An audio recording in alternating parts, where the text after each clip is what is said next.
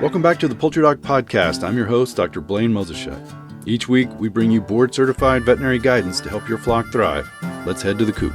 There's so many comments in these forums about using Monistat or miconazole either on what we call weeping syndrome or urates, weeping urates, so that you see the urates draining out of the vent, so really dirty bottoms basically, or in the crop and causing yeast infections, or as a treatment for yeast infections. To talk about the crop and the yeast infection thing, that's another one that's like so way overdiagnosed, right? So when birds don't feel well, kind of like us, like they have a GI problem, like things just kind of stop, right?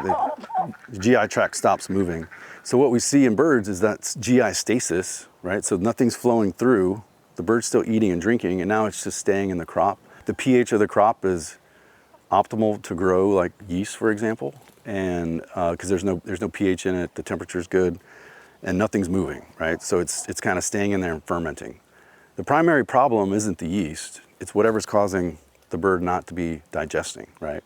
Could be Marek's disease, could be a number of different things. And will Monistat help? Yeah, it'll probably knock down that problem that may or may not actually be yeast in there, but it's not actually solving, it's a Band-Aid on a bigger problem. My suggestion is always, let's figure out what the problem is and try to treat that and try to get the bird through that. And in regard to the Monistat, like this is a great example where probiotics can be helpful. If we give probiotics, they usually contain lactobacillus. That's a type of bacteria, produces lactic acid. It's a good GI flora. Most of the probiotics that you can buy over the counter, like human probiotics, that's gonna be probably the largest ingredient in there is lactobacillus. Well, it produces lactic acid, it lowers the pH, and so we can give those natural probiotics through the water, and that alone can help treat that yeast infection without having to give Monistat. The whey would be the same that you get off yogurt. So the thing with yogurt is birds don't drink milk, right? Naturally, birds never have had a need to produce lactase, they don't. And so they're essentially, think of them as lactose intolerant, right? Now, yogurt has less lactose, but it's still there. And so it can cause GI upset. I know chickens love it because I see it all the time. People feed their birds yogurt, but the reality is it's not the best thing. Sauerkraut? Sauerkraut's good. Yeah, they'll eat I it. make sauerkraut by the gallon. That's why I'm like sauerkraut. Yeah, I mean, it's naturally fermented product. It's got a ton of the lactobacillus and good stuff in there for sure. Yeah, there's nothing wrong with that. But GI health is really, probably if you think about the bird, it's like the engine, right? So if we're talking about layers, the point of that GI tract is to pull the nutrients out and provide the energy to make those eggs. And if we're talking about you're raising broilers, it's the engine to produce that meat, right? So we want to keep the GI tract healthy. And some of that involves, especially if you did need to treat a bird for, like with an antibiotic, for example, it is a good idea to put those probiotics back in there after you've run your antibiotic. And again, we see this common too, because people give all these antibiotics all the time. The sequela is yeast infections, right? Because you've killed off all the good bacteria, even on the skin. And we see like Favus is another one you may see. If you ever have a chicken that's got like kind of chalky wattles, like dusty looking white on the wattles or on the comb, there's a fungus called Favus, and that's what that is. And that is the one thing that I'll recommend Monistat for.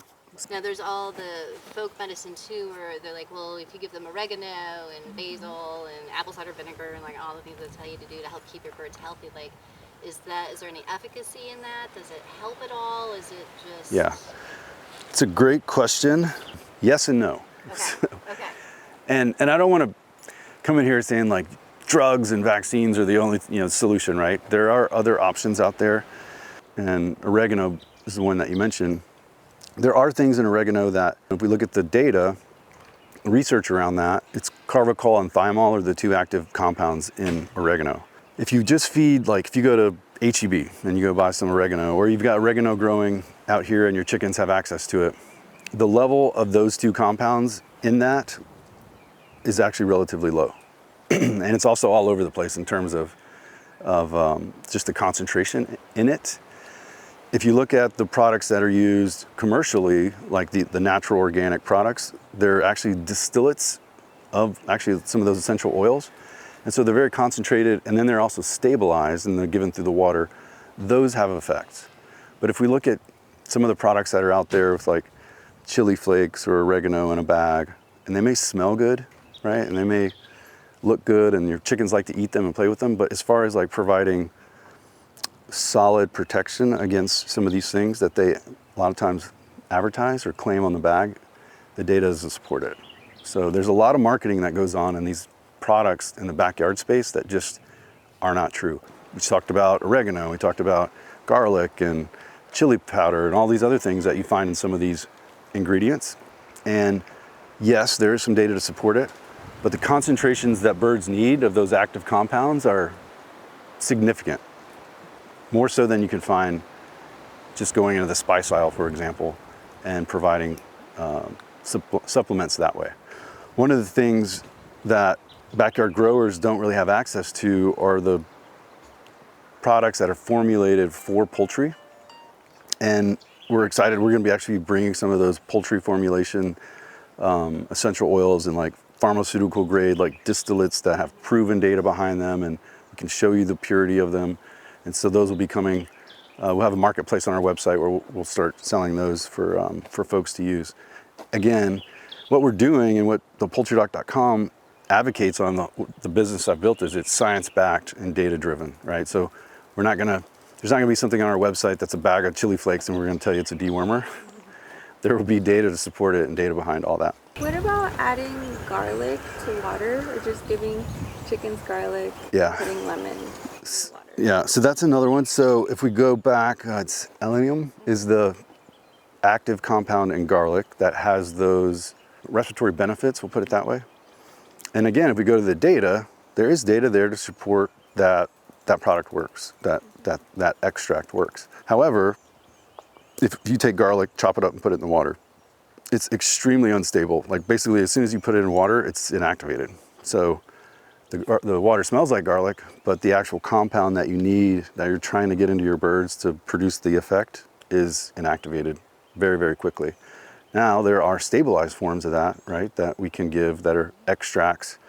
And again, that's one of the products that we're gonna be bringing to market too. So you'll also hear, if you're online in these forums, you may hear about leaky vaccines and the hesitation to use those vaccines to protect your flock because they're leaky. So if we look at vaccines, there's two ways we can talk about them. One is they provide protection from a disease, and this is Marek's, it goes for any vaccine, right?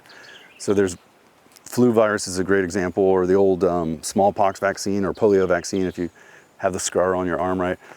Those particular ones are what we produce what we call sterilizing immunity. So you give that vaccine, like a pox vaccine or the polio vaccine, once you have that vaccine, you're not gonna get it, right? So you won't, if you're exposed to it, you won't shed that virus. You won't get sick from it. They're very, very, very protective. There's very few vaccines that are that good, that produce that sterilizing immunity. Most other vaccines, think about influenza, like you get a flu vaccine, you can still get sick, right? It protects you against severe clinical signs in a lot of cases. You won't get as sick. Sometimes you'll stay perfectly healthy, but depending on your immune system, you still can get sick and you can shed the virus. So you may be totally normal, you may have an influenza infection and actually shedding virus that you don't even know it. Marek's is similar, okay? So when we give a Marek's vaccine, it protects them against the clinical signs of Marek's, it protects them against the tumors, and actually immune suppression is the big thing, because remember we talked about those white blood cells? White blood cells are part of the immune system. Marek's affects those cells, and so it knocks down their ability to fight disease. And actually one of the big things, probably the most common way that birds succumb to Marek's is through secondary infections, like because they just get sick from other things because their immune system isn't as good. In that though, a bird or our flock is vaccinated with Marek's, they can still get Marek's disease that's in the environment. So they'll still be infected by it and they can still shed that virus into the environment, but they're protected against clinical signs, right? And so there's a lot of fear in, again, these leaky vaccines that, well, they're gonna shed virus to the rest of my flock. That is true, but the virus that they're shedding is actually the same virus that's probably in your flock to begin with, right? They got it from your existing flock. So don't be scared of those vaccines. They're probably the most studied and the most important vaccine in all of veterinary medicine, almost probably globally. Thank you again for the invite. It's always fun to come out and talk to people. Thank you. You're welcome. Thank you. Yeah.